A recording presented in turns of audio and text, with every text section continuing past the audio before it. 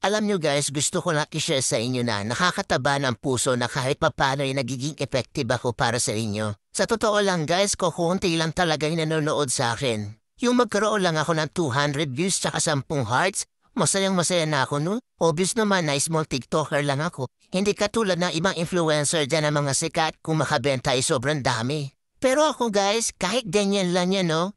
Ang saya-saya, promise. Kahit ganyan lang guys.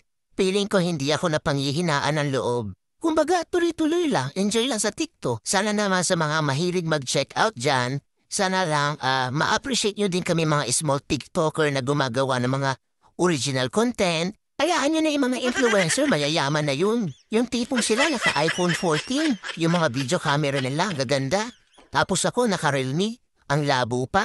Support nyo naman ako guys as a small TikToker dito na gumagawa ng original content. Sana ma-appreciate niyo po ang mga video ko. Salamat!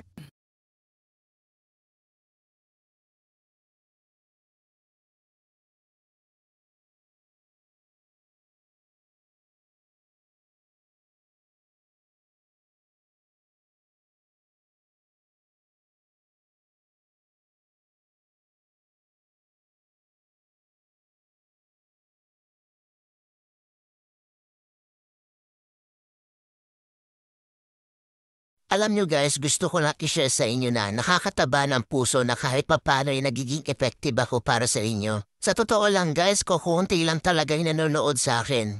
Yung magkaroon lang ako ng 200 views tsaka 10 hearts, masayang masaya na ako no? Obvious naman na small TikToker lang ako. Hindi katulad ng ibang influencer dyan ng mga sikat kung makabenta ay sobrang dami. Pero ako guys, kahit ganyan lang yan no? Ang saya-saya, promise. Kahit ganyan lang guys.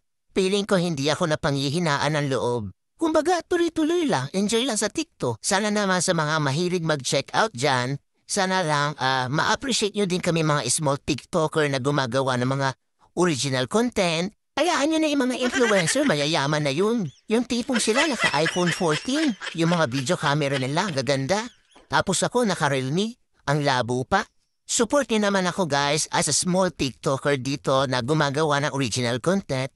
Sana ma-appreciate niyo po ang mga video ko. Salamat!